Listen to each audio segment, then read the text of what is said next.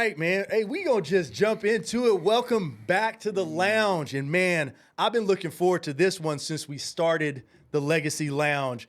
We have somebody who's literally painting and changing the scene of Sacramento, being an entrepreneur, restaurateur, own 4 locations that are just fantastic restaurants here in Sacramento, man. You're changing everything.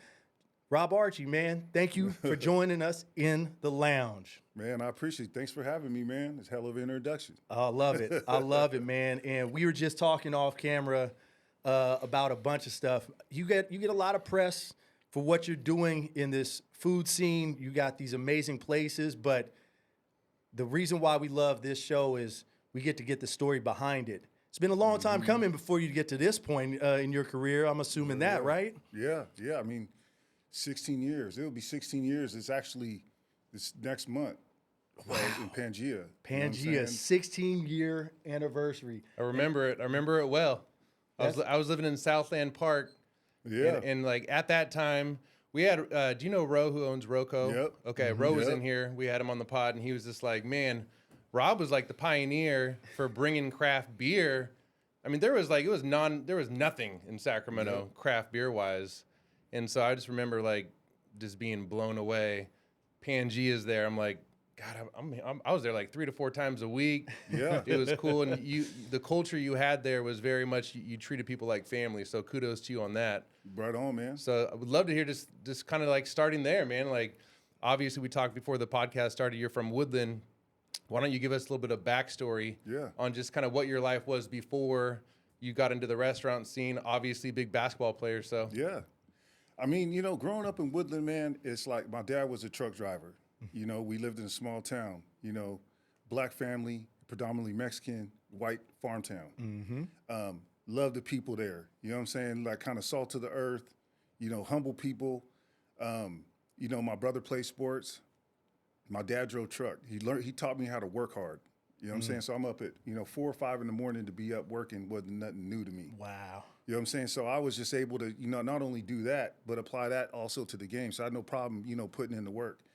And, back then too, man, when in the 80s, I mean, you did have racism, which is, you would let to be known you different. And so once I started getting kind of confidence in basketball, it was my way to make a statement to people to get off me. You know what I'm saying? And so once I got the mentality where it's like, I want to be the best. Yeah.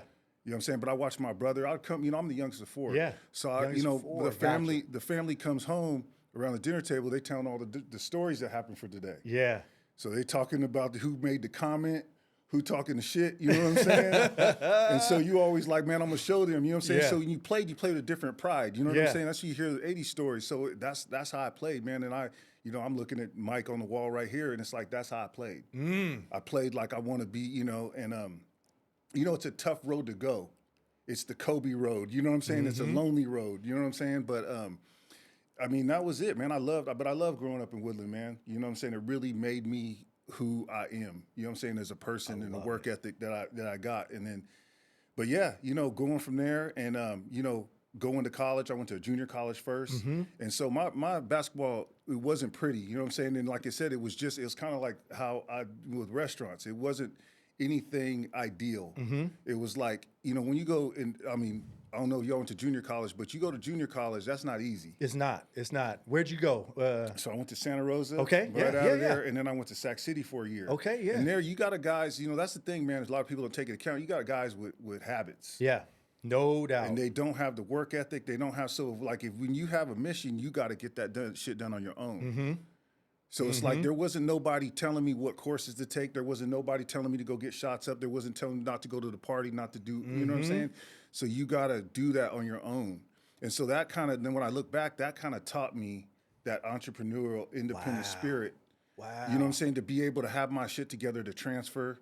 And, and so it was like, yeah, man, it was a crazy time. And then I ended up going to San Diego State. San Diego State, man. Yeah. They're big time now. They big time now, man. Ooh-wee. They came and visited me too, man. They Really? came in, like about a year ago. They came when they they won. They got to the championship. Yeah. But yeah, the program came into town. They hit That me is up. dope. They bought out Urban Roots. They Oh came. my They gave me gosh. love. Come They on. kind of like, Serious? yeah. They, you know what I'm saying? They let me know, man. We know you alumni. You know what I'm saying? You still family. I know when you was there, it wasn't all. You know what I'm saying? But it Yeah. was love, bro. They about the players, the staff, everybody, man. It was great. That's incredible. And actually, one of the basketball players right now is one of my. It was my coach in high school, Calvin Bird, who went out to Villanova. His son is on San Diego State right now, so he came back and coached me over at St. Joe's and everything. I got to get kind of my timelines of where you were basketball compared to me. I graduated in '98. When did you graduate from high school? 93. 93. So you got 5 years older. So you're the year behind like Jason Kidd, huh? Yep. Okay, so I went to Jason Kidd's high school. Yep. So I'm seeing who you were So playing I played with him in like Donovan Blythe. Yeah. When he had the Nike League in San Francisco. Yes. And Jamie, I forgot the dude's name that ran the, but that was back when like AAU was AAU. Yes. Like you weren't playing in the offseason unless you were doing something. Exactly. You know what I'm saying? So you were selected on these teams, and it's like, so when I went there and you really start to see that competition. Yes. You really start to see, you get out of that, you get out of that pond into that ocean. Oh, yeah. And you start to see them sharks, you know what I'm saying? Man, that's dope. So now I got my bearings on who, like the years and everything. So, my brother's 8 years older than me as well. So he would have been 3 years older than you. So I feel like I kind of still grew up in an age group older because I watched. That's why I fell in love with basketball, just watching all the older players, my brother and everything like that. So those games in the summer leagues and the AAUs, and I was chasing Jason's career. He's still to this day my favorite player, just because I saw him from the beginning. So at St. Joe's. I was literally talking to our coach the day that he walked in and finally gave the keys to Coach Laporte of the Cadillac that he promised him. He said, if I made it to the NBA, I'm gonna buy you a Cadillac. And he rolls in, and I'm happened to be in Coach's office at the time, so I got a lot of love to see in his whole career and everything like that. But just to go back to the JC route, you said it's not pretty, but you said one of the things that you've learned since then is the patience. You didn't have the patience back then. My cousin, who is the head coach of Bishop O'Dowd right now, he walked on to UCLA, didn't get on the floor, came back to Oakland, went ahead and played JC. He ended up getting a scholarship out to Clemson and went all ACC for Clemson. And he kept telling me when I was in high school, don't be scared to go to JC. You don't be scared to go to JC. And I didn't have the patience as well. I signed at Sac State before my senior year, even a bounce of my senior year. So, because I didn't have the patience for it. And it's a lot of the stuff that we learn going through what we've gone through, to just know that just keep putting that work in, and it's going to shake out. You don't have to be impatient about it. It sounds like that's what you learned along the way. It was. I mean, when I was in high school, man, I averaged close to 30 a game. You know what I'm saying? So I was the top scorer in the state. What position? And so, like basically 2 guard, 3. I mean, I played pretty much everything because I was 6'4", so I could, go down on the post. I could go, but I could shoot. Yeah. You know what I'm saying? So it was, when I went to my first year at JC, I'm averaging like 17, and this don't feel right. Yeah. You know what I'm saying? I'm not able to get loose. And at that time, that's not bad, but I didn't have that maturity to appreciate that. So then it's like, I'm out. I'm going back, like I talked to Coach Carmichael. He's like, man, you got a spot here. And it was still the same thing where it's like you playing with other guys that can play, and you got to kind of figure your role out. Yep. You know what I'm saying? And so that kind of took me to where I had a couple offers from like little schools, but I was kind of like, man, you know what? I'm going to take some time off. I'm going to take a year off, and I'm going to go down to San Diego. So I go down there. There's a good Pro-Am league that's there. You know what I'm saying? So there's guys coming from overseas, college guys, things like that. So I ended up playing this league. Well, long story short, man, our teams were playing, and at first when I get there, I'm intimidated. You seeing guys that they're pros. Yeah. And you seeing the guys like Jelani McCoy's in there. That's how I met. That's how you met him. Jelani. So it's like I remember seeing him, and he's throwing everybody's shit up in the stands, and he's yelling and doing all that. Beast. So I'm like, so anyway, we end up staying together that summer working out. So it's me, him, Dave Fisdale. You know what I'm saying? Daryl Russell, you know what I'm saying? So we all, they're opening up the gym at USD at midnight, and we going in there hooping. That's dope. And we going one-on-one. We doing all that. We staying together the whole summer, right? So Jelani's playing on one team. I'm playing on another team. I'm playing Broken Yoke. I forgot the name of the team he's playing on. Anyway, we both make it to the championship. Well, the night before we end up staying, we staying up too late doing, Yep, what of we course. probably shouldn't do, but we doing it. So we get up in the morning, you know what I'm saying? And, we just like dragging out of bed. You got a game at like 11, it's a championship game. And, I go for 56. Oh, I go 11 for 13 from 3, and I black out. The coach, you know what I'm saying, and the assistant coach, you know what I'm saying, in San Diego State is in the gym, sees me, is like, meet me up on campus on Monday. So it was a good thing. It was a good. So when you were talking about patience, when you're at the JC, I mean, I think it's a good thing you didn't have patience here in this story. You just don't know, man. You never know what's gonna happen. yeah, You know what I'm saying? And I just remember, man. I mean, at that time, it just happened. yeah. And so I end up there, and I basically dudes like, it's like basically a walk-on situation where he's like, I'm gonna find you some money, I'll find you some resources, we'll put it together, we'll make it work. I'm on there. Damn. Hey, fools can't And then just go and then for it's 50, like still, man. and then but I'm gonna tell you, man, playing that summer, that's what I feel like made me I felt like a beast, like because they, you know what I'm saying? Because you just we're going at it every single day. Yeah. You know what I'm saying? And there ain't no way out. It's mano a mano. You know what I'm saying? So it's like when I got to San Diego State, I kind of took that same ego there, though. So once again, I'm in the open gym that summer with the team, and we're playing, and I'm talking, you know what I'm saying? And then it's like, you know what I'm saying? It's like, I'll never forget, man. It's the funniest shit. It's like, I remember season, it's preseason, season starts, and coach is like, hey, you're going to show you the offense. So just give me such and such here. You know what I'm saying? Jay, you come over here. Chad, you come over here, and such and such. Get their 5. Bro, that's a starting 5 for the whole year, bro. And I don't even know how to, I didn't know how to come off the bench. You know what I'm saying? I didn't know how to do that. I didn't know, that's what I was saying is like I have my sons and I talk to them about, the situations of basketball and things like that to kind of embrace. But that was the kind of thing where you talk about, man, you got to kind of learn the process, learn how to fail, learn things aren't going to be ideal. But yeah, man. That's crazy. What a story, man. 56. That's a great story. How old are your sons? So my oldest is 15 and my youngest is 13. Ooh, man. So it's time. They hoop? Oh, yeah. Yep.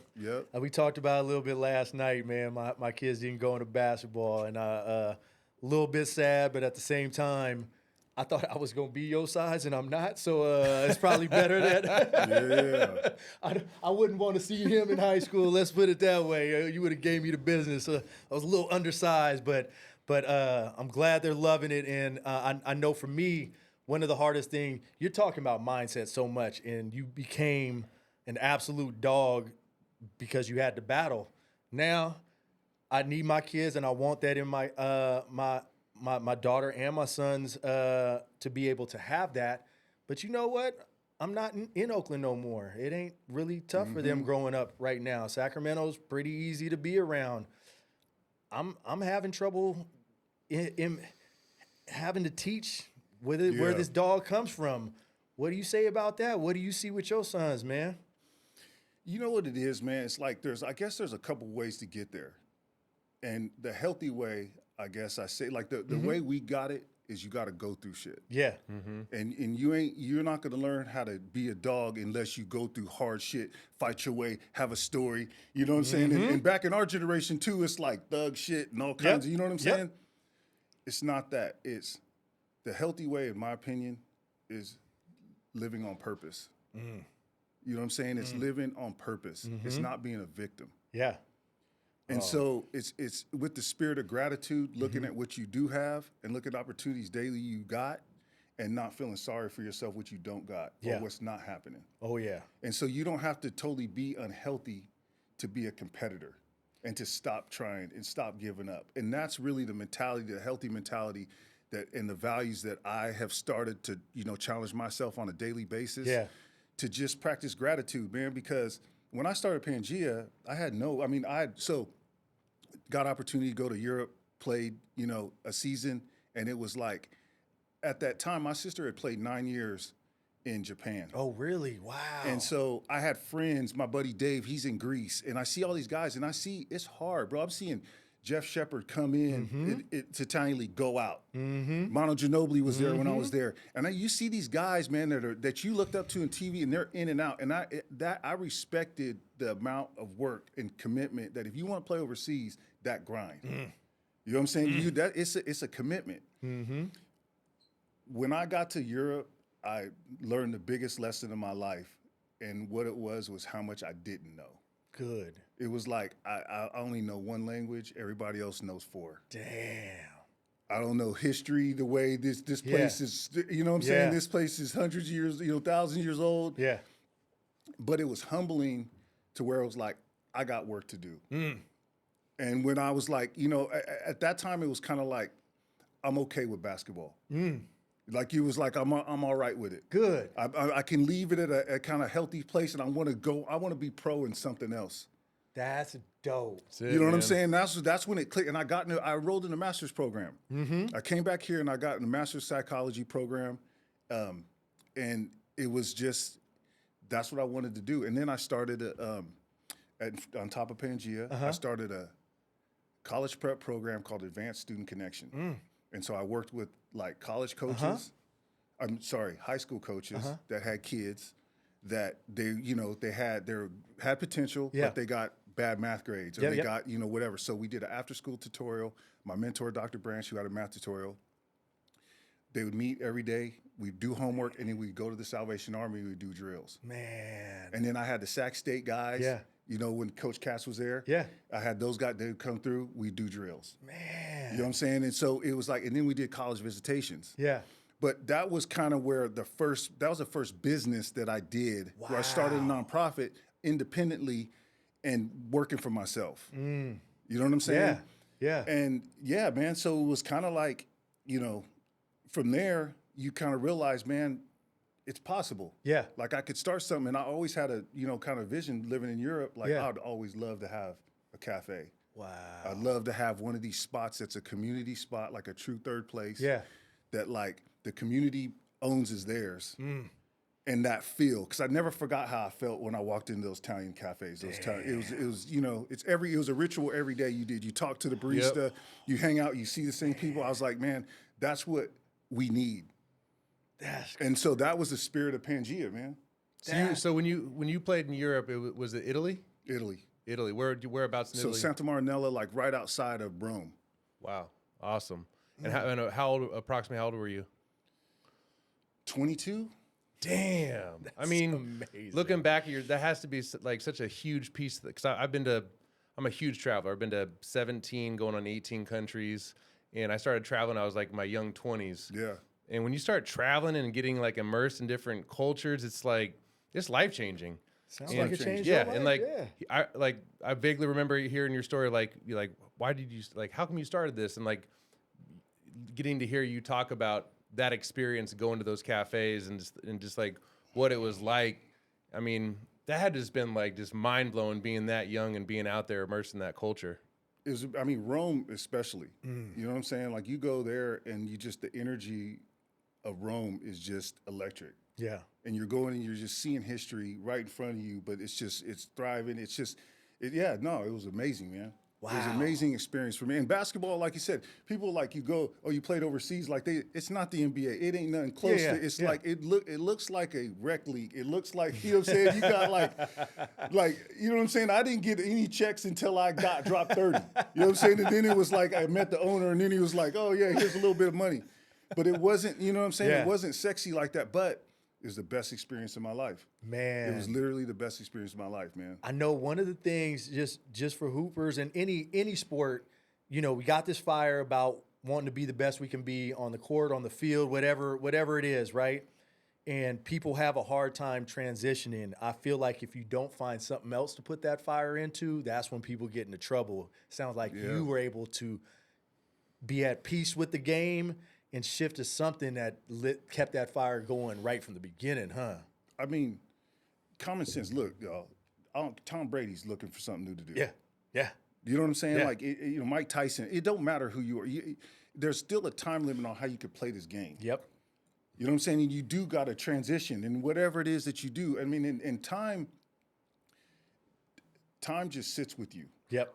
You know what I'm saying? You got to do something, especially when you're as competitive as we are. Mm-hmm. You got to figure out what to do with that energy. And so, like, that's what I was fortunate that, and I think I learned that growing up working in Woodland and working on, around farmers and working around people that they appreciated just a hard day's work. Mm-hmm. Like, there's nothing more successful than starting something, working your ass off, and being able to sit back and appreciate it, kick your shoes off, and appreciate what you did for that day. I love it. And I'm like, and sometimes we get caught up in what that gives us and what it looks like and the status it has more than the process of what it really is. Yes. You know what I'm saying? Yes. So it's like, I mean, even every day, it's like you wake up and it's like, what's the goal?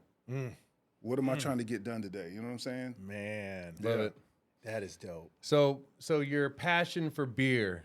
I mean, you're out in Italy, so I mean, you're around to some incredible food too. Yeah. But would you say that sometime around there, was it in Italy that you're like? First time I ever had Chimay was in Italy. Really? And I wasn't even really tripping on it, but I knew it was crazy. But I was just thinking,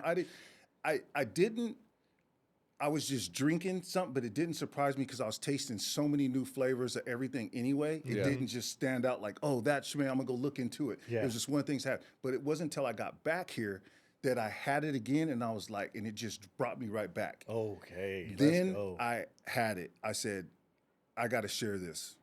So I just started going back and forth to Belgium. Wow. And so I went to Chimay was the first place I went to in Belgium, to the monastery with monks.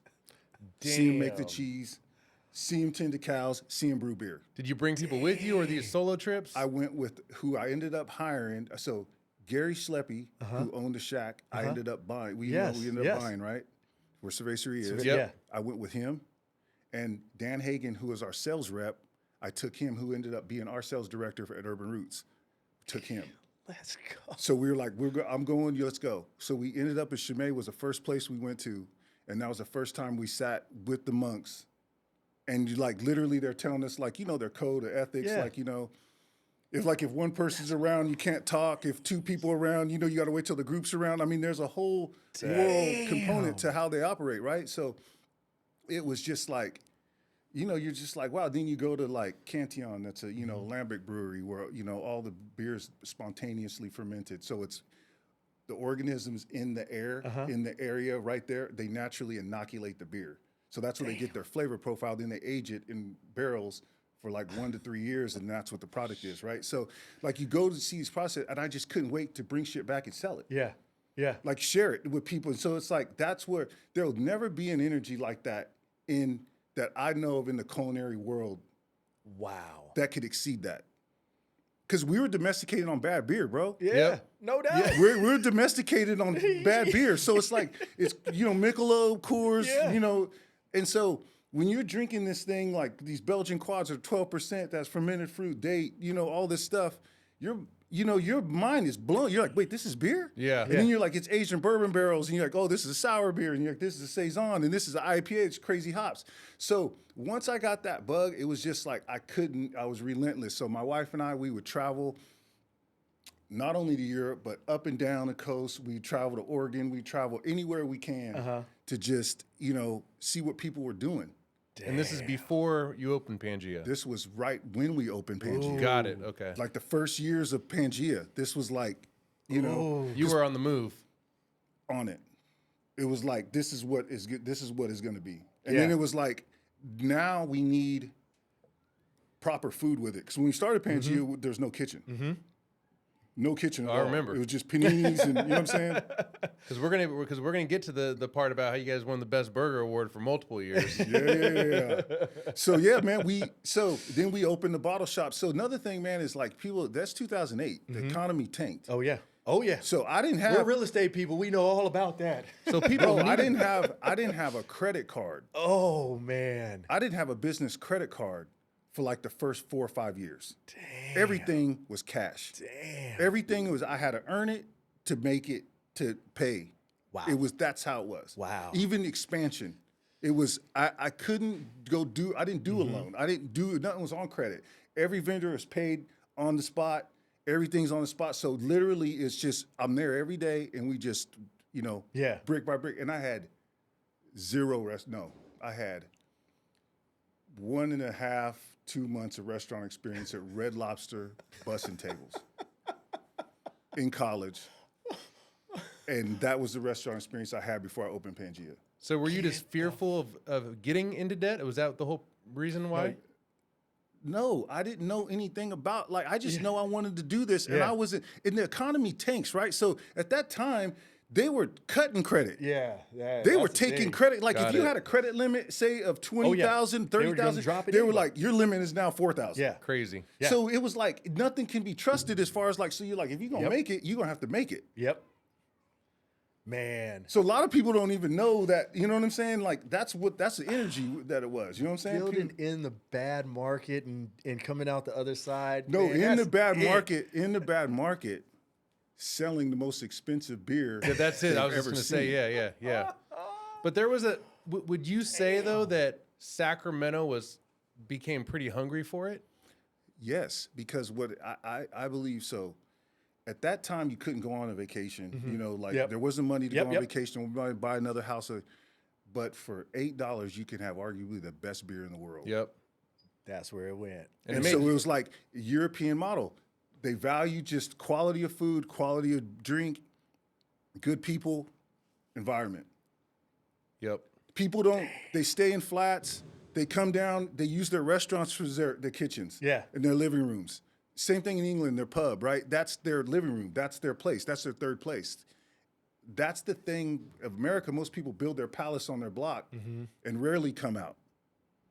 And that's the whole trick. And that's why neighborhood spots are so important. Yeah. Because that is community. That's how community is built. That's where you meet your realtor. You meet when political things happen, all this stuff happens, right? How you really get to know is you go, oh, there's a lobbyist right there. Yeah. There's the contractor. There's the attorney. Here's what really happened. Yeah. You know what I'm saying? Here's what's really happening, bro. Yep. Yeah. Because you never know who's across that bar. You never know who you're working with. You know what I'm saying? You get and that's the people, man. That's, you know what I'm saying? That's community. Damn, man. And that's what I just loved. And that's why I was protective over Pangea so much. And it was just like, because it was just that sacred space. And I felt like, and it was perfect. You know, so you know the name Pangea, where it comes from. No, I don't. So you know what the name Pangea is, what it means? So No. Pangea was a supercontinent. So the theory that there was one continent, right, before continental drift.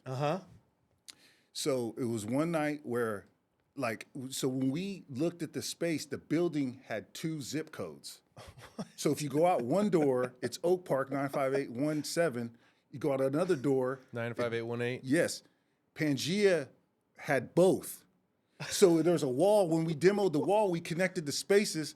So I'm up late, you know, smoking, thinking, figuring it out. What could it be? I come in, open up the door. I tell my wife, I got it. Pangea. That's my God. You know what I'm saying? I'm like, it's Pangea, bro. Whoa. I was like, it's bringing the worlds together. And it was Curtis Park, Oak Park. So it's 2 different worlds, right? So I was like, this is the community spot. That is the dopest thing ever. Amazing. That is crazy. Yo, it's all about the weed, bro. Whoa. That is great. Hey, and it was a thing, man. Like, I feel like, man, I'm sitting with the guy. We appreciate you, bro. Like, because I remember, like, and if you build, this is like any good business, I feel, if you build it the right way and your heart's in it and everything is pointed towards the right things, people are going to talk about it. And it's going to start to spread. And I feel that's what happened. I mean, I'm drinking beers there for the first time. I had no clue what these beers were. And when you're having a good time, you're drinking a good product, you're sharing that shit with everyone you can talk to about it. You know what I mean? Yeah. I've mentioned this to you before. One of my closest friends in my life worked for you for a little bit, Brad Cacciatore. Oh, wow. That's my guy. And I remember That's a great guy. Yes. He lives in Oakland now. Yeah, that's a great dude. He's moving back to Sacramento. But I remember going. That was my beer drinking buddy at Pangea. Yep. And then he went on to work with you. And he told me some fun stories. He was like, man, I remember we were closing down and I don't know, like you guys were closed and you came in the shop and you're like, Brad, turn the lights on, pour some beers. You just found out that you won the best burger award again. Yeah. Yeah. So Tell us a story about the best burger award. That's a perfect segue, man. You didn't have no food in the beginning. So and here's what it was, man. So I told you we didn't have a kitchen. Yeah. So when we were thinking about doing the kitchen, so one of my favorite chefs in town, Rob Archie, that worked for Mulvaney's, he lived in Curtis Park too. So Rob would always drive by, and like even when I opened, he would come and see that I'm open. And he'd always check in, like, man, what's up? Can I help? Yeah. And he was just always, that was the homie, right? Yeah. So I said, man, if I ever did a kitchen, man, I want it dope. Like, I don't want just regular pub food. Like, I don't want it's just Cisco frozen. Like, I want to do some dope shit. So I was like, man, if I ever did, I would love that, Rob. But I didn't think it was really obtainable because I'm like, man, he works at a legit spot. I'm over here piecing this shit together. Yeah. You know what I'm saying? Yeah. But, you know what I'm saying? He's seen it. He's seen what it could be. We worked it out. And I just told him, I said, listen, Rob, one thing I want here is I want the best burger, bro. Like, I want the dopest burger. And I didn't mean like the best burger because I didn't know about the burger battle at that time. Yeah. I literally just wanted the best burger. Yeah. I want to eat that shit. You know what I'm saying? So we went out like just to hella spots. And we looked at fucking meat. We looked at buns. We looked at how produce was. And we just literally just went step by step of what makes a great burger. And what we came up with is everybody already knows what they want. We just can't fuck it up. When you know what kind of burger, you already crave it. Yeah. You already know what you want. Yeah. In-N-Out delivers that. Yeah. Right? Yeah. You don't want nothing fair. I don't want nothing crazy. I want peanut butter on my shit. I don't want none of that. I just want like smoked flavor. I want bacon. I want, crispy. Yeah. You already know what you want. And so that was the story of the burger. And when we did it, it was just kind of like, we knew it was really good. And then what happened, man, is like, Rodney that started the burger battle, he came to us like, hey, you guys want to do this? And so we're like, yeah, whatever. We'll support it, Yeah. And I don't know if you guys ever went to one of those burger battles, but it's dope. Yeah. No. You know what I'm saying? How it's set up. Oh, it's dope. Like everybody's like tasting your stuff and they got coins. So you got the People's Champ and then you got, the stage, the band's playing and everybody's kind of in a circle. And so like when they start to announce the winners, they like go over and they on the stage and then like everybody comes to them and it's like the crowd's involved and it's hot. And they got a big ass belt, Damn. So like, bro, when they called our name, it was just hella surreal. Like they call our name up on stage and what they do, they call it 3 finalists.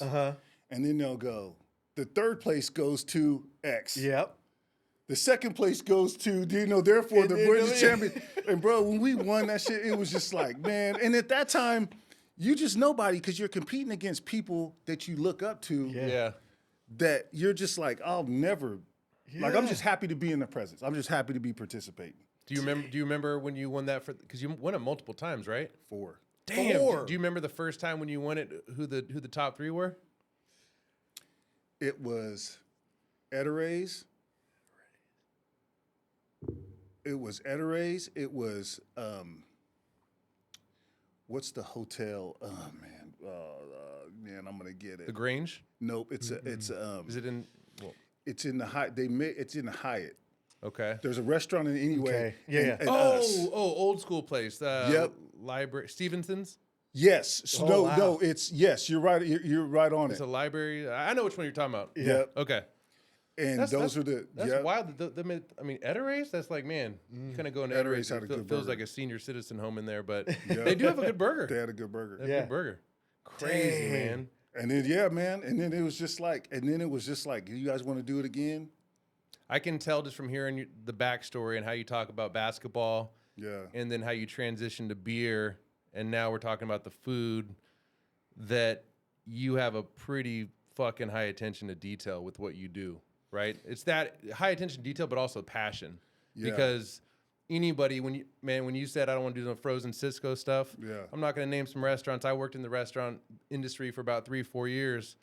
And people sit down, they get fired up. Oh, I love this spot. I won't Yeah. name the spot, but I know that it's all like frozen Cisco food. And for me, I'm like, come on. But it's an appreciation when somebody just Yeah. is Yeah. willing to not. How about this? Spend a little bit more money to make a better product. Yep. And for me, being a foodie, like I won't blink. Like just to transition to La Cervecería. People don't realize how special of a spot that is, in the sense of if you are a true tequila mezcal head, Yeah. there's not I mean, at least I'm not aware of anywhere in Sacramento that has the selection that you have, where I can, because it's always a bummer when I go to a nice restaurant. Rene and I talked about this because like Rene used to be a pretty big whiskey guy. Now he's like pretty much all in on tequila, which makes me happy. But when you go into like a nice restaurant and you just see a bunch of shit tequila, it's just a bummer, right? You kind of touched on something earlier where you were like talking about why people go to certain spots or what spots make you comfortable. And once again, it's simple. We're innate creatures. It's just like going to your house. If you're cool and your spot's hospitable and you got good stuff, it ain't no problem to go to your house. Yep, that's right. Yeah, That's right. If you're an asshole and you got really good stuff, I'll go eat the hot dog at your house. Right? Right. That's just how things. That's how hospitality is. It's just. Yep. It's not even about. It's not about the highest quality, but it's about the camaraderie. It's about how you feel. Yeah. When you go to the fair. I want cotton candy. I want corn dogs. Yeah. I'm chasing a feeling. yeah. And so when we build these places, it's like it needs to be authentic. And how I look at it is like when you go in there, it's like going to your buddy's house that has something to share. Totally. So it's like you go to the taco spot, and here's how I'm doing. Just, if I had a spot, I would want this. I'd want all the tequila. Yeah. I'd want this. And this is what I have to share. And then the money's the after part of that, but you got to create something that's an inspired spot. Man. You know what I'm saying? Like you can't just, and a lot of times people go into business too business-minded. Yeah. And it's too transactional. And that's where our jobs are as small business, is to bring that hospitality and that soul to our communities, because they're our communities. Yes. These corporations don't have the investment we have in these, in our communities. So it's our responsibility. People know Rob. Yeah. Yeah. People know Patricio. People know Brad. People know, you know what I'm saying, Billy. And, they'll literally refer, I'm going to go to Billy's spot. Oh, yeah, crew. Oh, yeah, got it. Man. And it's because there's an ownership stake, and it's, at the end of the day, our phone's going to ring if it ain't cool. Yeah. Yeah. And I'm good with that. You know what I'm saying? You can feel it, man. I'm telling you, man. I want to go through each spot. We obviously talked about Pangea, but I want to go through each spot. And I mean, Urban Roots is it for me, man. I got there, sat down, had the food. I'm listening to Outkast the whole time. I'm like, what is this place? And I've been bringing my family there ever since. And I would love to just get like the background and the thought of each of your spots, because again, attention to detail and bringing the hospitality. I'd love to get your view of what it was, your thought, and how you executed it, man. So Pangea was another house on the block. Yep. People felt really comfortable. It was small. It was intimate, and people knew each other. And Urban Roots is not that.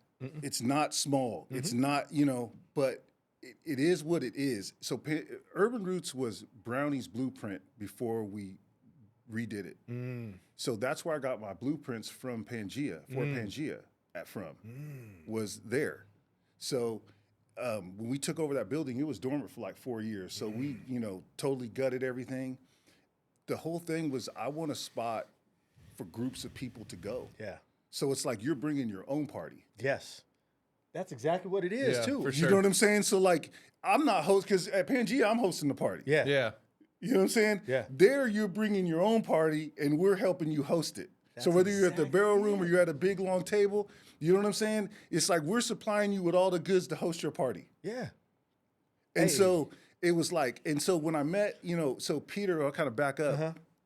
Well, I met Peter Hoey when I first opened Pangea, and it was through beer. It was through, I had Affleham Christmas Ale on, and I posted a picture on Twitter or whatever, and he seen it, and he was like, what place would have this? Because, he's a brewer and, whatever, so he comes down, and we meet for the first time. We kept a relationship the whole time. And I said, I don't want to do it. I had no interest in expanding. I had no interest to open up another Pangea or another spot. Okay. But I said, if I ever did another concept, it would be with him. Because when I tasted the beers he brewed, I was like, that's the only guy that can actually execute Belgian beers with integrity, with Wow. and just all the beers he brews is just clean. So I was like, at the time he's working for BSG. Okay. So Brewer Supply Group, and you know, he's traveling. He has a great job, making plenty of money. But I told him, I'm like, you know, you should kind of think about, you know, we should think about doing something. And he would tell me the same thing. But when I found this spot, it was just perfect. Yeah. Because it checked all the boxes we wanted to do. You know, he wanted a German beer garden. He wanted a big beer garden. I kind of wanted, you know, I wanted to do barbecue. I wanted to do festive food. Yes. You know what I'm saying? And I would love to have our own brand. Yeah. A Sacramento brand. So it was like, once it happened, it just happened, man. Man. And it's just like, and ever since then, it's its own beast, man. That place never ceases to amaze me, man. It's crazy. It's crazy. And it's crazy hearing you saying that's what the vision was because you bring your own party. I mean, I got a big family. I got 3 kids. I got 2 dogs. And we roll out there. I bring the dog and everything. And that's why we love that place. So you hit the home run. That's exactly why we like it. It's crazy hearing it from you. Rene would like you to keep the lights on there for him, man. He just wants to, you know, just have a place where you just keep the lights on. He'll just hang out there, man. That's we went there, had lunch about 3 or 4 weeks ago. Yeah. And by the way, don't sleep on the turkey. Usually when I go to a No, barbecue spot, this is the weirdest thing, dog. Like we ordered like 3 different things. I'm like, I would never order turkey from a barbecue spot, but the turkey was moist, fire, bro. Fire. Love it. That is a lot of times people sleep on that. Yeah. Yeah, especially you want to kind of what you consider eating clean, and you want a clean protein, and it's just like, and it's delicious. It's good. like, yeah, it works. Man, amazing. So that was the second establishment. Yeah. And the years between, we're talking about 08 for Pangea, right? When did 10 years afterwards. 10 years? Yep. And you played around with not having another location, never expanded and everything, but you over beer, you like this Urban Roots opened up in 2010? 18, so 10 years after. 10 Okay, years gotcha. afterwards. Okay. So, sorry to cut you off. No, I mean, that's it. It opened 10 years afterwards, and it was just, man, it's just been crazy how that place has grown. Well, what I was going to say is that going back to team and going back, it was kind of once again symbolic to my maturity as a person, because I went from Pangea, which was Rob, and I'm heading it, and it's kind of my thing. It's kind of like I was telling you with my game, where it's like I'm gonna, I just know how to get mine. Yep. And it's not to say I was being selfish, just to say I just took on all the responsibility and my identity was there. Yeah. To being a part of a bigger, better team, and that's Urban Roots. Like our team there is amazing. Agreed. So my nephew started with me when he was 16 years old. And now he's our corporate chef over all the restaurants. Come on, bro. How rewarding is it? Because this is another piece that we don't talk about as business owners. And like as he says this, it's kind of like the same as you being just a loan officer to then opening up Golden Bay and having partners and having employees. And there's something really special to be said about supplying jobs. Just that, bringing jobs to our community. Are you kidding me? And make a difference. So we're up to 162 employees now. And it's like, to think about that, when my wife was pregnant with my first son, when we first opened with no restaurant experience, and we would just hire people to come in and help us through shifts. So you get in 2-3 hours. Damn. At $8.50, $75 an hour. Damn. And you just 3 hours, and you're like, okay, thanks for coming in today, whatever, man, and then it's like we went to, so going from that to, now we have a great corporate team. We have, just it's amazing. We have great GMs, great chefs, and so it's humbling to be a part of such a passionate people who care, and they come into work. And what's crazy is that they're putting in the same or more energy than you are. Gosh. And you never thought anyone would do that, because it's like, technically, I'm the owner. Yeah. So no, they take ownership. Man. And that's what the feeling that is, it's better than any feeling. It's like when someone owns the vision. Yeah. Because that's not super normal in the workforce. It's just, I mean, you could point it to good leadership. You could point it to, because I've worked for some shitty businesses and I've worked for a couple good ones.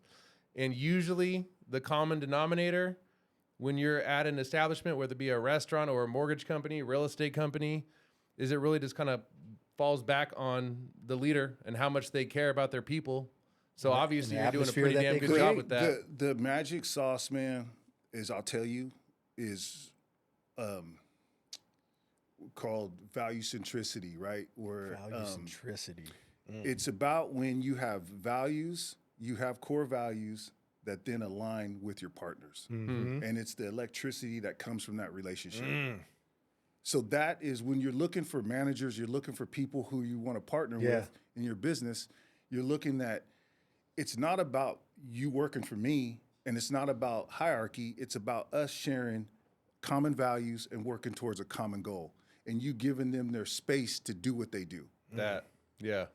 So you're not working for me. So I had there's a quick story. So it was probably 5 years back and we're at our anniversary, like our employee party. And, I had a couple of drinks and we talking, whatever. And then I get up and I start talking to the group and I'm like, look, man, we all here for a reason. I said, every one of y'all came in and put an application because you want to be here. Yeah. You believe in the food we serve. You can stand behind it. You believe in the beer we brew. You believe in, the aesthetics of the place. And all you guys have my number to where if you see something wrong, you guys could text or call me and we could fix it. Yeah. So there ain't no victims here. So I said, it's simple. If this shit ain't dope, it's your fault. And everybody remembers that. I love that shit. Oh, man. And that's how I feel about, I don't care if you just walked in, but it's because we have an open line of communication. So it's like, we're all here on purpose. Yeah. Yeah. We're not victims. We're not walking in, man, I have to go to work. No, you get to go to work. Yeah. Yep. Yeah. Exactly. And that's the spirit that we have to hold ourselves. And that is the thing that I hold our teams to, is gratitude. You know what I'm saying? Is we get to do this shit. I don't want to be around no victims. I hate, and that's the thing is, a billionaire, it don't matter.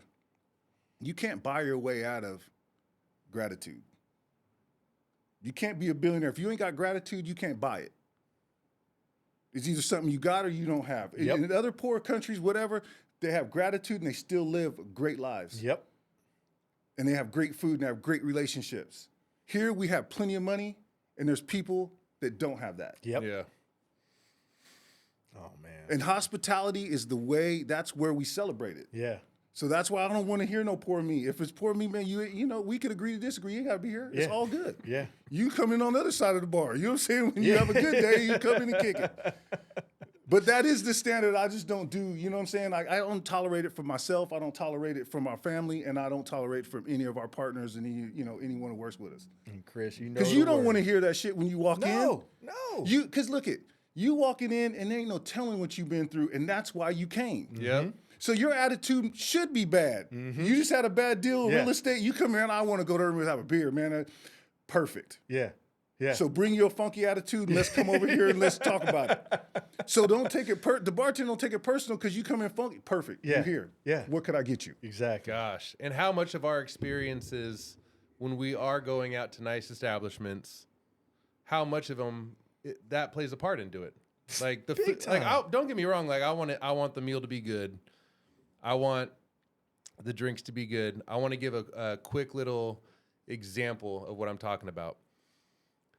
So my mom's birthday, her 73rd birthday, was about 3 weeks ago. I haven't been to Mulvaney's in years. And the last time I had gone to Mulvaney's, it just wasn't that good. But Roy, our buddy, who's just the biggest foodie you'll ever want to meet in your life, Roy Yang, was like, man, I was at Mulvaney's a couple weeks ago, and it was fire. And I'm like, I'm gonna go back to Mulvaney's. Bro, we had my mom, myself, my fiance, my sister. We had literally a 5-star experience at Mulvaney's. Dope. It was incredible. And a lot of it had to do with, I forget the guy's name, but tattoos all over his neck, bald dude, you know what I'm talking about? If you haven't been to Mulvaney's in a while, but he's the manager there. He was just amazing the whole night, bro. And I say that to say that so much of your experience, a lot of it plays into the part of the people working there. Yep. The attitudes they bring, and it just makes for that much more of a memorable experience, you know? For sure. Well, you're just, in a sense, you're just an insurance agent. You know, we're insuring your experience. I like Our that. job is like, food's not going to be perfect. Drink's not going to be perfect. there's always going to be things to improve. Our job is the relationship with you, with y'all, to make sure you're getting accommodated. Yep. Yeah. And change is happening. Yep. So if it ain't right, you make it right. Yep. And so that's where the relationship comes. That's why I say it's not transactional. Mm-hmm. That's right. Because there's always things that need to be, need to be adjusted. So, I mean, that's where it's like I can't just. The analogy I just used today was, you don't arrive. It's like working out. It's like, did you work out today? Mm-hmm. So you don't say, oh, we have a great team. We're there. Mm-hmm. Perfect. You have till midnight to celebrate. Mm-hmm. We're getting up doing it again. Yep. And so what is your story today? Yeah. What thing that you did remarkable today? You know what I'm saying? And so that's the challenge of hospitality, and it's a presence. You know what I'm saying? Mm-hmm. So that's why it's a tough. It's not a tough position. It's challenging because it requires presence. Yes. Yeah. Yes. It's selfless and it requires presence. Man, you've built a great environment for these people to work out of. And our favorite saying, you just said it, and just in a different way. The standard is the standard. Yep. We say it all the time. All the time. And you have set that standard for your places, and there's no question why you've been taken over like you have. I love hearing every bit of that. I'm super impressed, and it shows through. It's the why behind it, and it all makes sense now. No, right on, man. It all makes sense now. I mean, it's all through, like I said, and it's all through imperfection. Oh yeah. It's all through failure. It's all through like learning how to fail and how to gracefully fail, and how to learn. And it's just that's all lives, man. Mm-hmm. We all went through a lot of stuff, but it's like you see, we were just talking about before. It's like we've seen some people where you look up to, and they were amazing. Mm-hmm. In their day and what they did, and it's sad to see them quit. Yep. Because ideally things didn't go the way they wanted, but they didn't take that same skill set and apply it to something else in the next phase of their lives. And so, it is, it's a lot of things. It is a lot of faith. It's a lot of, it is work ethic, habits, and, Man, I love that. And a big part of that, you hear that story, and I've always say that people who are super successful have a good relationship with failure. That doesn't mean you like to fail in any way, shape, or form, but you're not scared about it, and it brings the best out of you when you see it. And you're saying that's exactly what you said in different words there, because you've learned from every step of the way, and that's how you continue to get better and better and better. Yeah. What I mean, you even go a little deeper.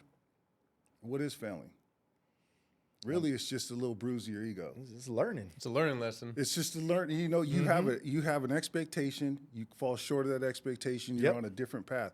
But if you really get deeper and you have gratitude, you're appreciative of what is happening. Oh yeah. So a lot of people fail at something mental. Yeah. Or something that's perceived. Yeah. Or something they want, but they don't have gratitude for what they have. So are they taking care of their bodies? Mm-hmm. Are they taking care of, are they appreciating each other? You know what I'm saying? So it's not just this selfish thing. It's like the hardest thing for me, it's not the hardest thing, but it's the mindful thing for me is when I'm having a bad day, is to go do something good for someone else. Is to take my mind off myself. Mm-hmm. Mm-hmm. And then realize, bro, you're not the most important thing in the world, man. Oh yeah. And it's easy to do when you got kids. You know what I'm saying? Yeah. It's like you realize real quick they don't care about your problems, bro. They're like, whatever. No. Man, what's for dinner? You know what I'm saying? It's like they ain't even. That's the great thing with family. You know what I'm saying? They're like, whatever, motherfucker, get you next. Oh, that's great, man. All right, let's go to the next location. What was next in the order? So Bach was the 3, next right? thing, man. So this is like pre-pandemic, and I actually started that with Josh Nelson, the Selling Group. So we started that together, and so that was a project where it was like, man, we didn't have to do that. Mm-hmm. That was something we would meet up every Wednesday, and we just kind of talk shop, and we were like, man, we should just open up a simple spot, like simple fried chicken spot, yeah. And at the time it was just a really small, there's just a little small spot, and so we took it over from Magpie, and we opened it up, and then pandemic hit. Yes. And so when the pandemic hit, it was just kind of a situation where it was like, man, everybody's got to kind of hunker down. Yep. So it was kind of like, what do we want to do? So then it was like, you know, we'll take it. Yeah. You know, they're like, we're focused on our stuff. I was like, man, we'll take it. So it just grew from there, man. Wow. And then it was like, you know, the back where the Roost is now was a storage spot. And we ended up, you know, turning that into what is now the Speakeasy of the Roost. Yeah. And that is where, like, we talk about all this hospitality. Yeah. And we're always every day striving, but like, that is a special place for us because that is where we have undivided attention for hospitality. Yeah. Yes. Like it's a space that's just 4 walls, Yeah. everyone's in there, and you should be able to get what you want. Yeah. Yeah. So when you talk about all the tequilas you have, it's like, dude, we have, and not only we have time to think, so that spirit, it should be curated for you. Yeah. You know, you should be, you know, but that is where we've been doing these dinners there that are, it's been, you know, this has been awesome. I don't know if you guys got a chance to go, but I have not. It's been on my radar, and I just have not made it in there. You haven't been, period. No, what? Well, you Not said the that Roost. you've been doing the dinners there. Yeah, the dinners. So we do these dinners. So just basically, we would take a, you know, a spirit company, Yeah. so, you know, and we'll do a full-on paired meal with Let's it. go. And so they'll, you know, the people from the distillery will come in and talk about the spirits. Chef comes out, talks about the food, but it's a whole, you know, whole thing. That's And so we've been doing those, and it's like, once again, it's just like Yeah. being, you know, Yeah. it's simple. Yeah. Oh, It's like man. you come home and, you know, and so like a lot of times, even in regular service, it's like now it's just like more normal to be talking to the crowd and getting people what they want. Yep. And, you know, not making people feel like, you know, so they're not overwhelmed looking at this huge wall of spirits. But it's a beautiful place. I love that spot, man. I mean, you know, it's, Everybody says they love that spot that's been dope. in there, man. Oh, man. Special spot to get a drink, let me tell you. Yeah. So, La Cervecería. Cervecería, that was, so I was actually in the Roost in a meeting when I got the call from Gary. Really? And he told me that, you know, he was thinking about getting out of the business, retiring, buying a bus and camping and doing what he's doing, you know what I'm saying? So he told me... Was that the owner? Is Gary the owner of the Shack? Shack, Got it, yeah. okay. Yeah, you know what I'm saying? So it was like, and it was humbling, man, because he told me that, and he didn't say anything at first, but then he called me back and he said, you know what? If it went to anyone, I really want you to take it. Wow. And we weren't even thinking about doing anything. Yeah. We just had Roost open. We just had, you know, and so Yeah. we weren't even thinking about it. Yeah. But like, the Shack was such an important part of hospitality culture in the neighborhood. Yep. It was like, oh, we got to do this. Now, the thing is with that is that, were you going to keep it the Shack or not? Yeah. And I was like, no, because I don't think, I wouldn't put Pangea on to no one else. Yeah. You know what I'm saying? Yeah. Like that spot, Pangea is Rob, Shack is Gary. It needs to be something else. I don't even want to serve a burger. I don't want, you know, not like that. I don't want to serve fish chips. I was, you know, I want to do tacos. And I always thought, man, this would be a great taco spot because of the colors and everything. But no, we made that decision. And it was like, it was definitely a change for the community because people would say, man, I missed the Shack. And I'm like, me too. Yeah. But Gary quit. He's done. Yeah. I'm like, you know what I'm saying? I'm like, bro, I don't know what to tell you. It's going to be gone anyway. Yeah, You know what I'm saying? yeah. But you got fire ass tacos though. You know what I'm saying? You can, you know, Tacos so are fire. Yeah, so, oh, man. but yeah, that's how it happened, man. In that spot, I probably eat there the most by default because I just love Mexican food. Yeah. Bro. And it's so like I could just eat tacos. That almost doesn't every surprise day. me. That doesn't surprise. We love that spot, man. And because of everything on that wall, the tequilas, we get flights there. Like, I mean, last time we were here, we brought the family after our podcast with our kids. We had our kids in here, interviewed them in here, and packed up and went straight over there from here not too long ago, man. Bro, I mean, it's my favorite spot of all of the spots you own.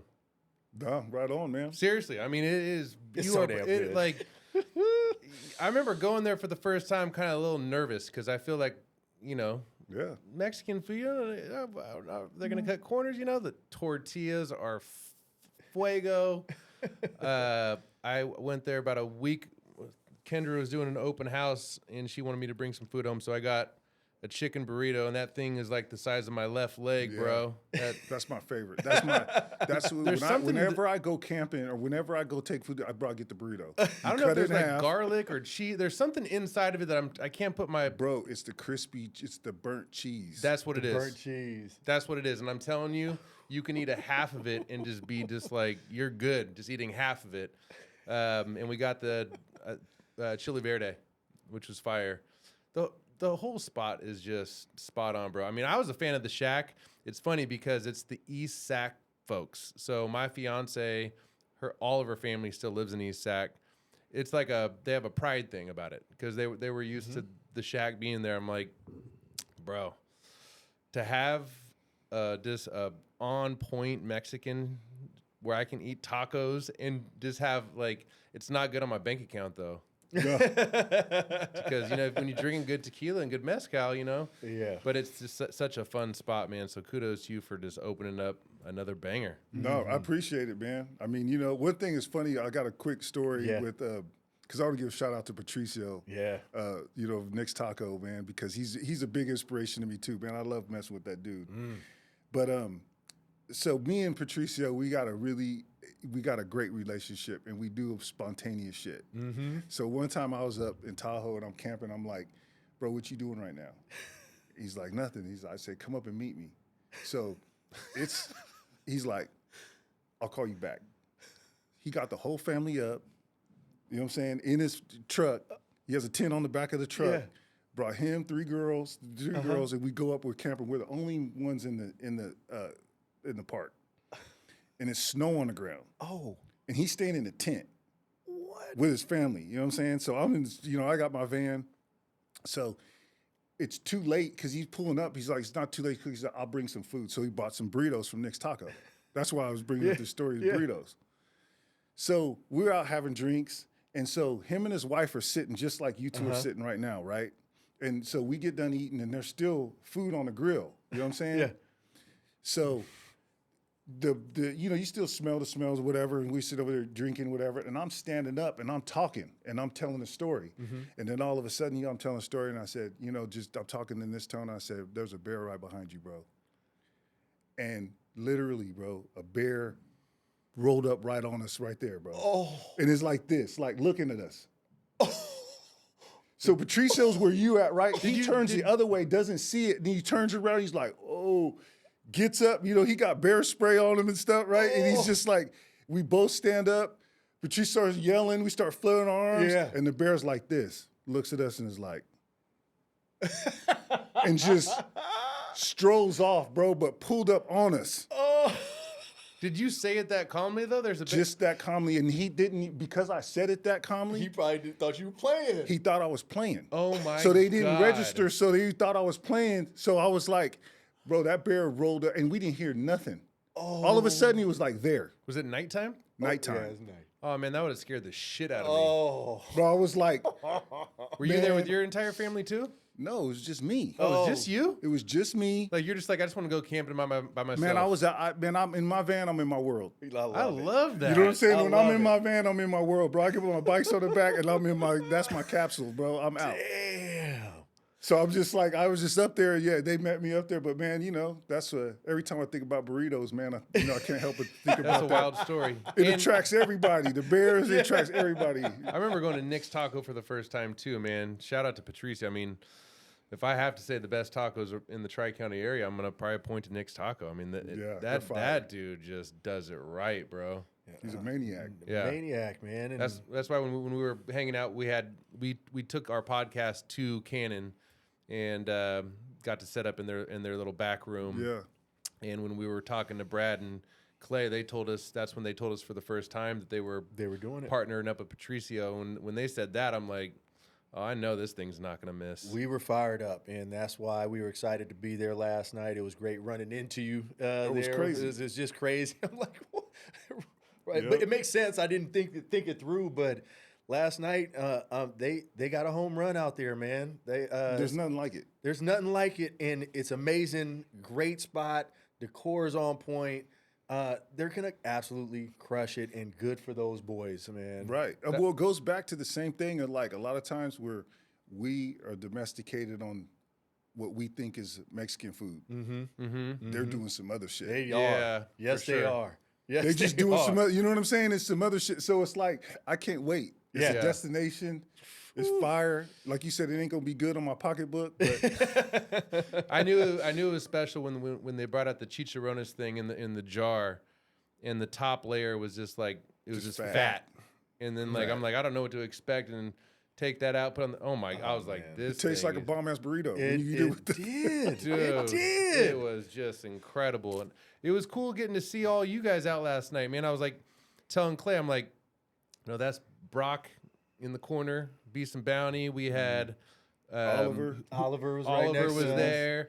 I mean, I can tell you're such a people community guy because we really didn't see you eating a lot of food as much as you were just kind of like chopping it up with people. But it was special to see all of the big names of Sacramento all coming together in one room, and that's why I was telling you outside. It's really fun to see a culture of people wanting to see each other win. And then when we were talking to Clay about it, though, Clay was like, "Well, part of the reason also that we have these guys here is because they're going to keep it real with us." You know what I mean? Yeah. Which is cool because I don't want to like when you have your friends over, they're not in the restaurant industry. They might just tell you what you want to hear. It's probably good getting some honest feedback from people that are in the trenches. Yep. So that was just a really cool thing, unexpected for us going there last night. We were table 0, man, and I'll never forget that. Tom's got in there before anybody else, so we were at table 0. So that's dope. Oh man, a lot of people don't realize how close we all are. Yeah. Like in the hospitality world, we have we all go back a long ways. Yeah. And it's like we're all very tight. Everyone from like Sean from Temple that started to Ryan that started Camellia Coffee, to Billy, when he was on J Street. Crazy. You know what I'm saying? Yeah. To Oliver when him and Brad both worked at Grange. Yeah, you know what I'm both saying? at Grange. And I'm just saying, man, it's like it goes way, way back. And like we've seen each other and it's just respect. And it's awesome, like it's man. ultimate respect. You know what I'm saying? But it's like the first thing we do is, call each other like, man, what do you think about this? Is this gonna work? Or you think, whatever. Yeah. Or like you say, come taste it, tell me what. Yeah. Yep. Oh, man. Love it. It was Incredible. So what's next for you, man? What does the future bring? You got 4 fire spots, absolute home runs. You're doing everything right. What's the next few years look like for you, man? Man, you know what? We've been, always like we talked about Europe and traveling. Yep. We just started shipping beer to UK. Just got back from there a few weeks back. Amazing trip. Went there. We did a beer. We collaborated a beer with Thornbridge called Under the Trees. It should be out. It's out now. Wow. They should be imported back into the States. They did a big batch of it there. We just started export to Japan. Wow. Some like specialty stuff. So it's not like a crazy amounts, but it's just like, but I just like being inspired by traveling and by the world, by people, and bringing that back to Sac. Like, really, it don't get no better for me than that. You know what I'm saying? Yeah. It just is, to be able to go to beer festivals, to be able to go, do these collaborations, to be able to, even have a chance to sell a keg over there and share it with people that are there and what we're doing. Awesome, it's amazing. Like, wow. I'm like, so as far as that, we're really focused on, like distribution right now is like kind of, one of the things we're trying to do right. Okay. But it's just, I mean, we don't have any immediate plans for any, like new locations, but it's kind of like we kind of explained with all the other concepts is like, if it's not an ecstatic yes, it's a no. Yeah. It don't look like you planned. You know what I'm saying? It's like it came to do right every time, man. When it's right, it's right. When it's right, it's right, man. And that's the kind of patience and wisdom that it takes. It takes, it takes a maturity and kind of like not just growing because you can grow and grow. It's like, growing the right way, man, as it should be, and that's amazing, man. You mentioned something that I always mention to Rene, but Rene's like deep in the trenches right now. About 80% of his calendar is revolving around sports with his kids. He's a phenomenal father, but I'm always nudging him, pulling his arm. I'm like, man, we got to get Rene out to some European countries. So all in due time. But I mean, for sure. So I'm taking a week from today. I'll be on a plane going to Paris with my boys. Man, we're going to go to the Olympics. The Olympics. And we're going, with my wife and I. So it's the first time that they've been abroad. So I'm excited to go to the Olympics, but I'm more excited for them to experience that culture. Yes. And see that there's another way. Yes. Yes. And man, I'm so fired up. for your boys to get to experience that. Last year, my fiance and I, we went to Paris for 5 nights and then took off to Greece for like 10 days. Nice. I am such a fucking massive fan of France. It's ridiculous, bro. And Paris is like, because I'm a huge New York fan. I love New York. Paris is something out of a movie. Bro, isn't it like, so what's crazy is to go on what you're just saying. So we were in Belgium, right? And we were with some friends. And she was like, and she did an exchange program in Paris. And so I just never wanted to go to Paris. Yeah. Like I just never wanted, it was not one of my thing. She's like, we should go. So then we're just like, all right, well, let's go. Yep. But I kind of begrudgingly just went. Yeah. Bro, the dopest shit. I was like, bro, this feels like the 40s jazz. Yes. You know what I'm saying? Like, you know what I'm saying? I could see like Miles and Coltrane and shit. Like I could see that. You know what I'm saying?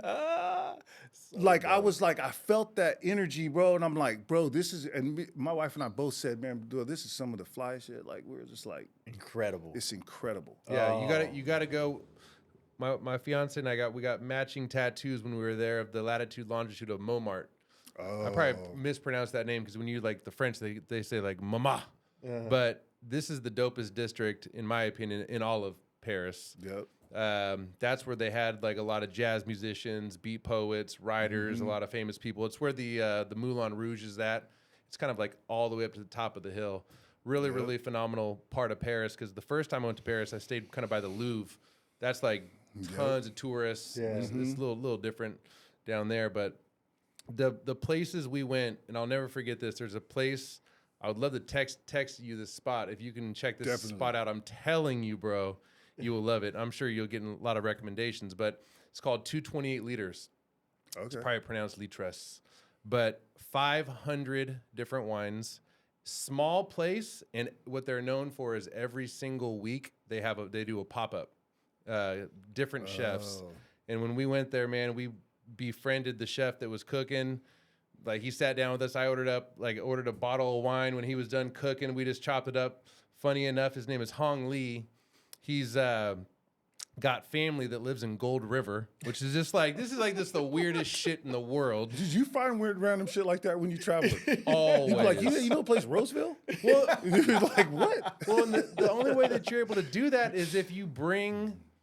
Do you know Matt Parker, who owns Beyond Napa Wines? No, not. Okay. Do you like wine? I love wine. Yeah. Okay, cool. Sure. Phenomenal shop. I'm such a huge fan of Beyond Napa. They got like incredible stuff, worldly stuff. And like a couple weeks before we took off to Paris, Matt's like, "Do me a favor." I'm like, "What's up?" He's like, "Bring good spirit with you when you travel, please, because there's nothing worse than when Americans travel and they just don't bring. You know what I'm saying? Like an example of that is shit is gonna take a little longer when you're out at places. Yeah. Don't be that American that's like, excuse me, and getting impatient. Like people aren't there to wait on you hand and fist. Yep. So bring that good spirit with you." Yep. And I was like, damn, that was people always say that French people are rude. It's bullshit. French people don't like rude people. Yeah. You know what I'm saying? Like you got it fucked up. Like you know what I'm saying? They don't like it's like coming to someone's house like hurry up and serve. Like don't even say hello. Yeah. Just let me get this. Yeah. You're like, hello? Yeah. Like this is a small thing, but this is what I do every time. Anytime I'm now at a restaurant, like a nicer restaurant, and I order a bottle of wine, I always insist that they pour themselves a glass. That's small. That's cool. Yeah. You know what I mean? But that's part of bringing your good spirit. So anyways, we had a really good time. I became friends with them. And like when I travel, I'm always making it a point to just chop it up a little bit, ask questions, meet good people. Yeah. And when you do that, you usually That's how you get the best recommendation. Yep. The first thing you do is just hit a spot. Yep. And then ask them, where do they go? Yeah. Bro, on the flight out, you cannot make this up. I'm sitting in a different row as my fiance. She happens to be sitting next to a renowned chef. They vacation in San Francisco, so we're flying back. They're flying back to Paris. We have a restaurant reservation at a Michelin restaurant called Frenchie, and this restaurant's like ridiculous. So she's just like talking to him throughout the whole flight. Next thing you know, she tells him, and he goes, "Oh, you guys are going to Frenchie?" And he happens to be friends with the head chef at Frenchie. So he ends up contacting the head chef. And bro, this is like a restaurant that takes like, I don't know, 3-4 months to get a reservation for. They ended up clearing out and putting us on top. There's only a 2-top right next to the chefs. Had like a complimentary bottle for us waiting. And this was just from Kendra, you know what I'm saying, talking to this dude that happened to be sitting next to her on the plane. Yep. And it's just so funny. Usually the people that have opinions about the French being rude are people that are not well traveled. Yeah, I mean, yeah. I love this saying. It says, "Rules are in place for those who are not wanted." Damn. That's a good one. That's a good one. That's a damn good one. Like Because that. think about it. You go to your boy's house, you go to family, there ain't no rules. You just be you. Yeah. When someone start acting up, you like, actually, man, you got to take your shoes off. Actually, you can't sit right. Actually, man, we got to go to bed here in a minute. You know what I'm saying? Everybody. That's so true, man. So you guys are going to be there during the Olympics. So what? I'm way out. It's track and field, right?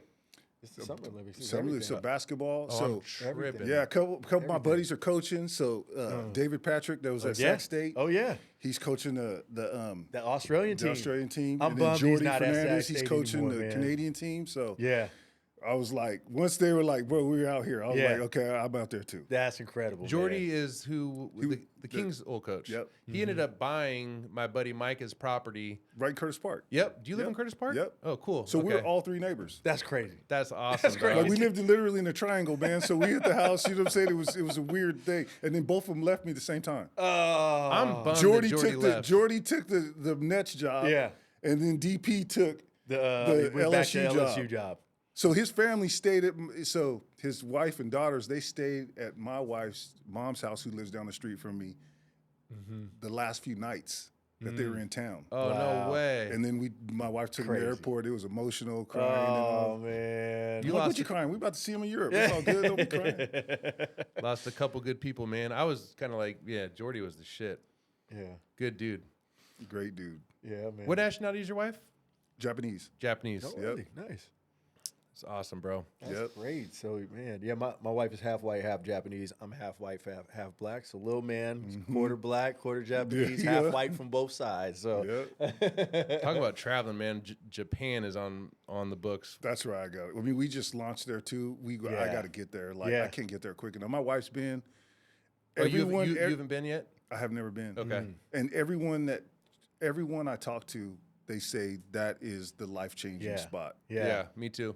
Everyone I talk to That was says the Anthony Bourdain spot. Anthony Bourdain in his books talks about like coming off of like an airplane at like midnight and this like just being immersed in like so much incredible stuff, man. I want to go to Japan I bad. love it, man. Yeah. I would love it as well, man. Want to hit him with the questions? Yeah, I mean, by the way, it's so funny because have you been to? I got the sticker in here. We were talking about it last night. Have you been to Micah? Oh, bro. You know they sell exclusive Roots beer. So here's the thing. It's crazy. My They're the homies. Like they are the homies. where do Man, I? He was just talking Where about do it. I start about? And by the way, I want to give you your flowers real quick. When I go to different, this probably applies to all of us, but when you go to a new city for the first time, Yeah. what's usually the first thing that you're looking up before you go to that new city? Food. Food, right? And it's like, we all have jobs and we all get busy. That's why we started Legacy Lounge, bro. We wanted to do a podcast because we were doing this stuff called Backyard Talks and it was all real estate focused. And we kind of had a talk. I'm like, Rene, I think people know what we do, bro. I've been selling real estate for 19 years. You've been doing loans for 20. Now we can keep on doing these videos talking about mortgage rates and real estate, or we can just sit down with like the biggest movers and shakers in our community that are building legacies and just have fun talking about this stuff. Yep. But breaking bread with food and alcoholic beverages is my favorite thing in the entire world. You know what I mean? It plain and simple. So the fact that I'm a 4th generation Sacramentan and Sacramento for the most part was a pretty sleepy city. Want to give you your flowers, man, for doing your part and opening it up in our community, because our community in Sacramento has grown dramatically in the last 10 years. And and so we appreciate you, bro. Thank you. Big time. big So time. back to Micah. Right. Micah is the shit, bro. They are like, man, they are the most amazing husband and wife team, pumping out really good food. And if you haven't been to their pop-up, they do a pop-up now on Saturdays. That is just next level, bro. So just wanted to give another Gotta love it, bro. charming That's little dope. restaurant Gotta in love it. Sacramento, man. So That's dope. okay, so what would be your top? Oh, here's another question I had for you. Have you been to Josephine's? I just heard about that last night. Is it in? It's in Auburn. It's in Auburn. No, I haven't been there. That's a date night for All you. right. Yeah, you'll love it. What would be your top? This is a tough one to ask a restaurateur. I know. Yeah, this is a tough one, man. Top 5 restaurants for you in the greater Sacramento area. We'll do Tri-County. Okay. What are we doing? Like, what kind of restaurant? What are we doing? Honestly, this can be. It doesn't have to be fancy. It can just be a go-to for you. It can be, your favorite spot outside of your own spots to get a burger. I mean, it's whatever you want it to be. You said top 3? Top 5. Top 5. You give me 5. Okay. So if I'm taking my wife out, we're gonna go. I'm going to Cannon. I'm gonna go to Cannon. Have you had their burger there? Yes, Their burger's it's fire. so fire. It's fire. I was sleeping on it too because I didn't know that they had because it's not on the menu. But when I had it for the first time, it was incredible. It's always a treat to go to Missoula, Missoula, okay, love it. bro. That pizza, dude. I mean, it's just a treat. What Rob does there, bro, it's a treat. I'm always gonna go there. Damn, you guys put me out it's there. tough on you. This Bro. When I can scratch up a few quarters, bro, it's got to be crew. You know what I'm saying? Scratch up a few quarters, you know what I'm saying? It's got to be crew, bro. Definitely hurts the pocketbook. Is but I it- love that place. man. Are you capable of going to Crew and spending No. under $300? Yes, for lunch. Which ain't even open for lunch. How do you know? That's how you can knock on the door, Yeah. turn away, and that's how you can save it. Kendra and I literally, this is our game. Every time we go to Crew, we're like, all right, babe. So this is the plan. Somehow we're not going to have drinks so that we can get out of there spending no more than $200. And every time we fuck it up, we're like, oh, we just spent $400 again, hell easily. Oh man. So those are good. Crew, we got 2 more, man. 2 more spots. So, man, this is a tough one. So you got pizza. I got Sushi. Good American. I got sushi. And then,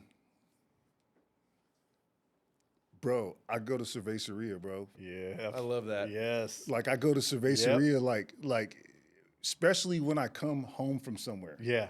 Like, if I just drop in, like, if I get off the plane from Europe or you get away from traveling, the first thing I'm craving is Cervecería. Let's go. I love it, man. It's kind of universal. I feel like I'm with when you're you. like super hungry, you want something good. If you've been on the move, nothing beats Mexican food. Man. Nothing beats it. Cause especially when you're like, when I was just in the UK, Yeah. you eating peas and Yeah. fucking Yeah.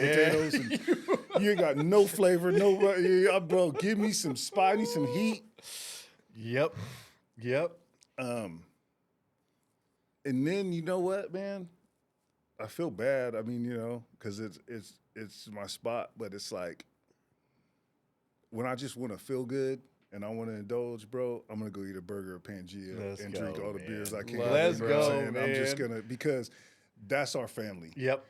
You know what I'm saying? That's my wife. Like, every time we go there, it's emotional. It's just, you know what I'm saying? It's home. But it's like there's, as far as like you said, when it comes to people who do certain things, like Oliver, Yeah. like, Yes. I love eating Oliver's food. Yes. I love what you know what I'm saying? I He love is the man. anything with gin and eating his food. Yep. Oh, They do the man. gin cocktails right over there. They do everything right Yeah, there. they do. Good Lord. They do. They Yeah. do. They actually man. had a really good. They did. I haven't been in a minute. Got to go back, but they did like the Taco Tuesdays over there. I don't know if you ever had their tacos, man. There's some actually fire have. tacos, fire lunch tacos. Yeah. Yeah, man. I So sorry for putting two of my spots in. That is great. But I'm just being list. honest with what I eat. Yeah. Yeah. Yeah. Like, you know what I'm saying? So if you're like, I'm just thinking like, my wife cooks a lot.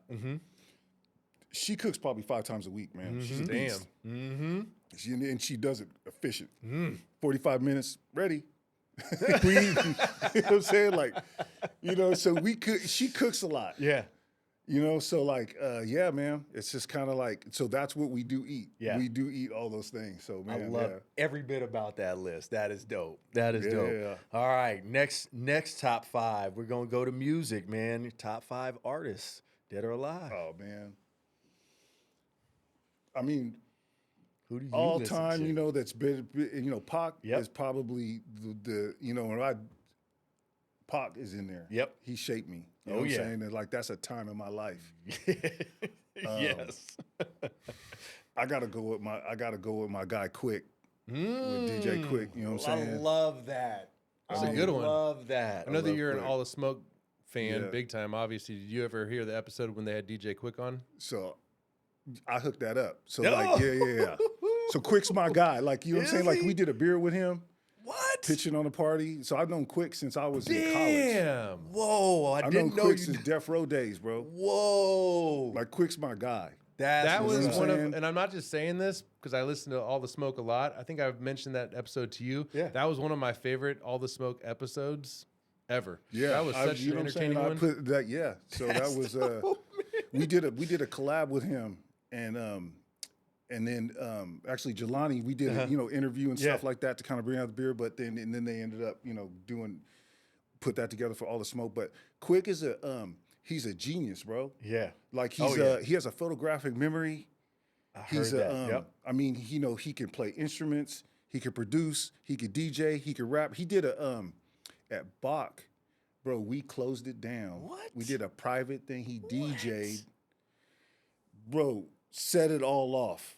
Like, put our names in the shit, did the whole, you know what I'm saying, bro? It was like, played the music. Like, Quick will take songs and then he'll play all the songs that it took to make the song. Damn. And he'll walk you through it, and he could do it on call. Damn. He can sing, he can do, so like when you talk about influential producers, like in the club, Yep. Quick was responsible for putting together All Eyes on Me. Oh shit. So if you look, you see David Blake, because when that shit was going down, like in Death Row times, Yeah. and he was the dude that can command the respect and, you know what I'm saying, the calm to put all the music together.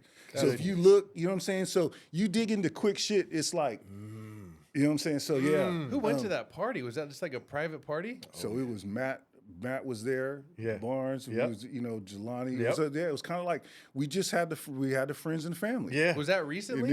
that was probably like 2 years ago. That had to have been fucking so much fun. It was like 2 years. Yeah. We released the beer and then we were like, man, let's go to Bach. We just shut it down. Damn. You know what I'm saying? He got on the turntables and we Oh my party, bro. That's insane. That's We party, bro. insane. Nah, man, I say, Quick, man, 40. Yep. Oh yeah. You know what I'm saying? 40's he's a beast. Yes, he Iconic. is. Yes, he is. So you said rap artist, right? I said any kind of artist. Oh shit. I mean, Now I'm you talking know. about any music. Bro. if We like to Sade- get into what if- people listen to. If Sade ain't Yes, sir. so, man, I was going hip hop, bro. Yes. Sade is Yes. that's the only woman that I said in front of my children. Look, that's success. Like if my wife, you know what I'm saying? The kids Yeah. are like, well, it is kind of success. You know, I'm like, Yeah. Yeah. And when Mama let her hair down, she kind of looked like that. You know what I'm saying? No, Sade is beautiful, Yes. man. She's just, damn, man, that's a. And then, man, I'm an old school guy too. George Benson, man. You know what I'm saying? wow, Like, George I just, Benson. Man, like I love all his when they music because throw- he evolved. Yes. You know what I'm saying? Yep. Like he evolved, man. So that's it. I love music though, man. You know what I'm saying? So yeah, I figured you would, so I was interested in seeing your list on that. We get Yeah, these yeah, questions yeah. in all the time. That's a dope list. We didn't. But before we ask the last question, we wanted to circle back too. We see you a lot of Kings games. So are you a pretty big Kings fan, or Man, I love this. I love to see Warriors the Kings. fan? Yeah, no, I love the Kings, man. I love the Warriors too. You know what I'm saying? My son's a huge Warriors fan. So we got tickets, and my boys just love going to the games. Yes. nice? And it's great for Sacramento. Yep. You know what I'm saying? We all know when the Kings win, Sac wins. Yep. And so that's the thing. I've never been a fan. Like, I've never been a dude that's going to buy a jersey and be like, that's my team. But I love when the Kings win. You did. I saw you recently modeled one of the new jackets. I'm drawing a blank right now. So, yeah, Yellow Brick Group. Yes, what they there did, you so go. with me, Billy, they took some. So basically, that jacket is it was fire. Yellow Brick Group did their thing on that design. Yeah. So they just kind of handpicked like what they seen as like people in the community that represent like leaders in the community. Yep. And like the Kings. Yeah. You know what I'm saying? Yeah. So yeah, I got a little bit of shit for modeling. I got one of my boys called me Mr. Model after that. You know what I'm saying? And he's a Warriors fan. I said, Oh, he's a Celtics fan. Okay. Oh, yeah. Got it. Okay. yeah. But it's all good, man. No, I love to see the Kings win, man. I love going to Yep. the games. It's yeah, man. That's dope. Go ahead. If you could have dinner with one person, dead or alive, who would it be? Is mom and dad still alive? Yep. Are they still living in Woodland? My dad lives here. My mom lives in Southern California. Nice.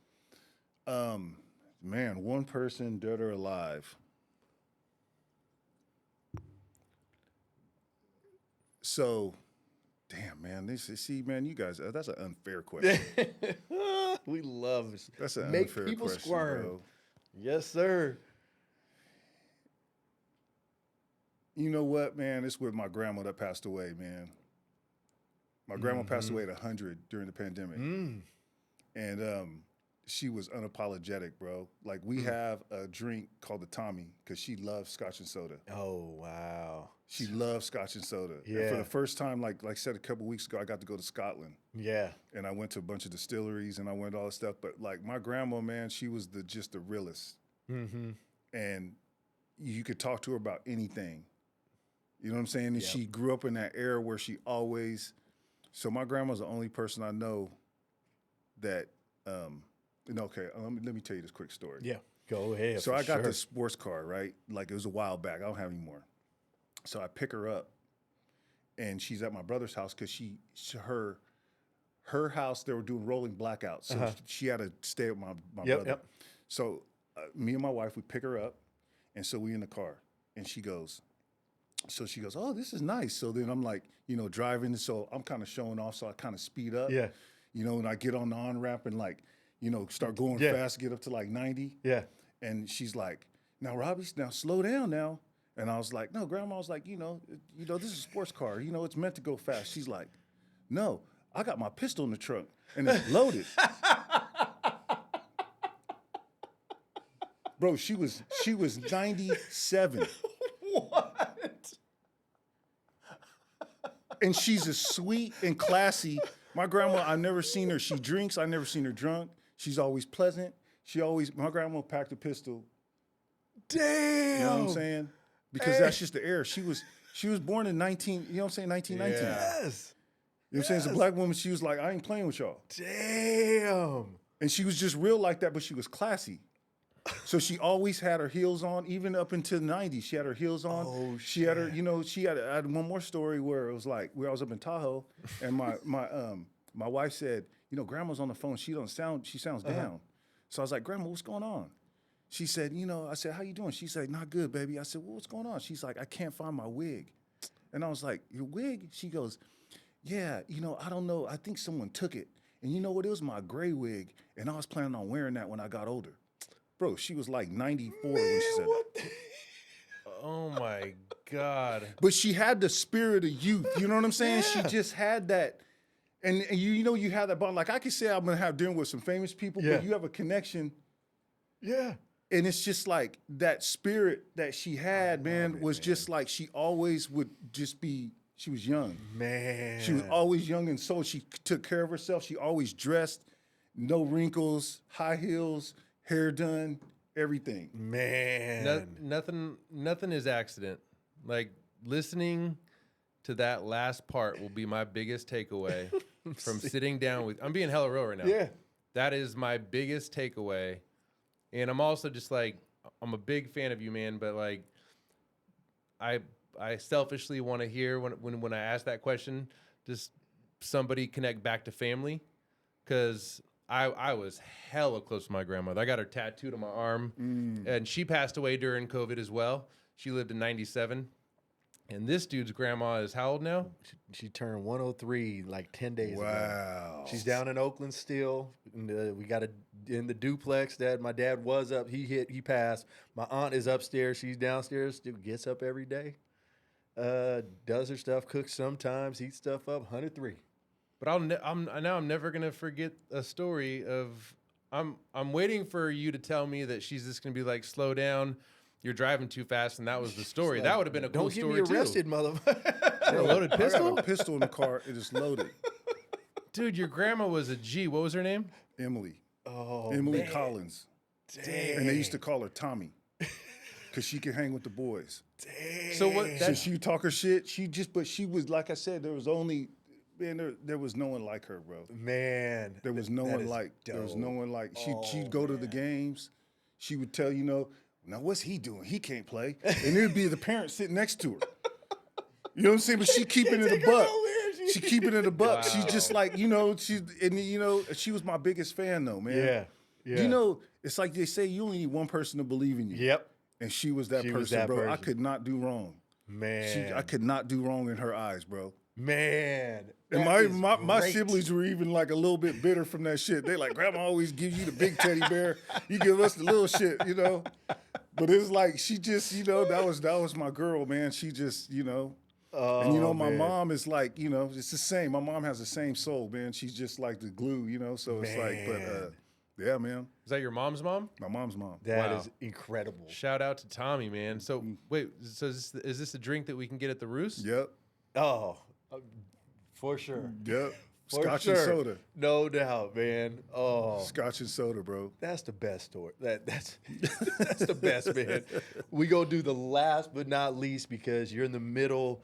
I'm saying this in the middle because I just know future is gonna be even more incredible. But what does leaving a legacy mean to you, man?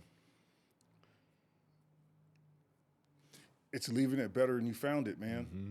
You know what I'm saying? Because it's quality. It's something that, when people talk about legacy, to me, it's a spirit in which you did it. Because I feel like there's nothing physical I can leave that can compare to the spirit one can take on and grow. You know what I'm saying? So it's like, especially with my boys and especially with people, if you can inspire people and you to think different, or practice values to a standard, I feel like you can't do no better than that. Yeah. You know what I'm saying? So every day it's like you just challenge yourself to do your best. Yeah. You know what I'm saying? And Yeah. take chances. And and that's the thing is like I feel like I always challenge myself is, take chances. Yep. Live your life. Don't live with regret. Mm-hmm. Do things out of love. Do things out of spirit of gratitude. And so that's the legacy that I hope that when people, they look back and you say your name is they say, well, he didn't give, he did try. You know what I'm saying? Like, Yeah. I can't say he didn't try. No doubt. Because there's always could judge, whatever, and we could always improve. And it's just like all the restaurants. It's like, man, look, we're not perfect. Yep. And every day, it's like I was saying, do your best today. Man. You know what I'm saying? So it's kind of Love like, it. it's just that process, man. I know what it feels like to, be down, and I know what it feels like to feel like you can't lose. But you don't want to live in either one of those feelings. Mm-hmm. You know what I'm saying? It's like you want to be in that middle ground and that grinding, and you just every day it's like next. Let's go. Yeah. Let's go, man. Hey, I can't thank you enough for your time here today, man.